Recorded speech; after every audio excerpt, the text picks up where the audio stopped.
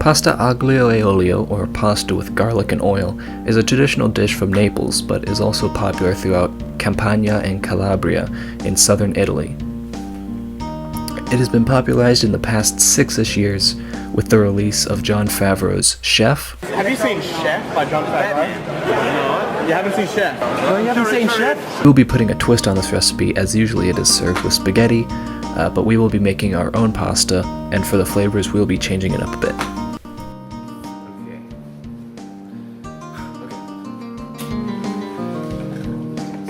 To make the pasta, first beat up 1 egg per 100 grams of all-purpose flour.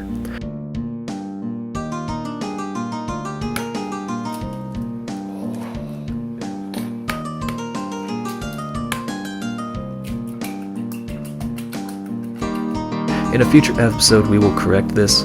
Please do not do what I just did here. Be sure to slowly incorporate the flour into the eggs in its well by whipping it.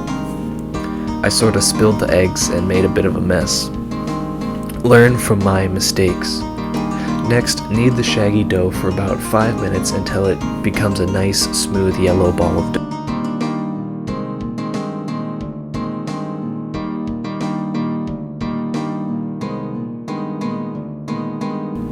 Be sure to give the dough some time to rest, as it is a very stiff and low hydration dough. Now set up your pasta machine if you have it. If not, you can attempt to roll it out with our rolling pin, and if you do, you're going to want to roll it out thinner than you'll think you need. On the thickest setting, roll your ball of dough through a few times, and fold until the sheets of pasta stop falling apart. Don't get flustered if it doesn't come together right away, just keep folding and rolling. Once it begins holding its shape, run the dough through once on each setting, progressively getting thinner and thinner. Flatten the dough to the machine's second thinnest setting and cut into manageable pieces for cutting. If the dough rips a little bit, just fold the dough over on itself and run it through the roller again. You don't want it too thin or else it'll be more likely to rip.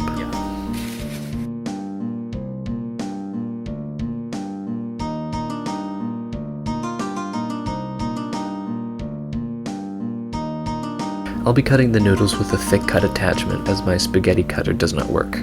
Dust your freshly cut noodles and flour so they do not stick together.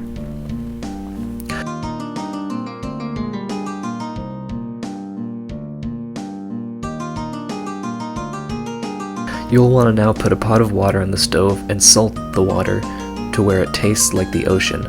No joke, the salt will make the noodles taste even better. While the water is getting to heat, you'll simultaneously now begin the aglio. Pour in a generous amount of light or extra light olive oil into a pan, just enough to cover all of the noodles very well. Crush and chop 5 to 8 cloves of garlic and begin sautéing in the oil.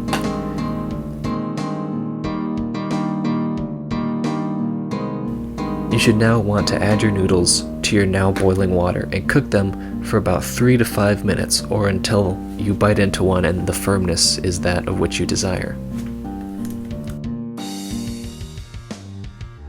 After both of those are done cooking, add all the noodles to the garlic and oil and maybe a splash or two of pasta water. Turn and flip the noodles very well until they are all covered in oil. Serve in bowls, and now you can add lemon and lime juice, parsley, cilantro, parmesan, and pecorino cheese. This is quite a bit different from tradition, but I say make it how you like it. If you don't like cilantro, don't add it. You are the one who's going to eat it.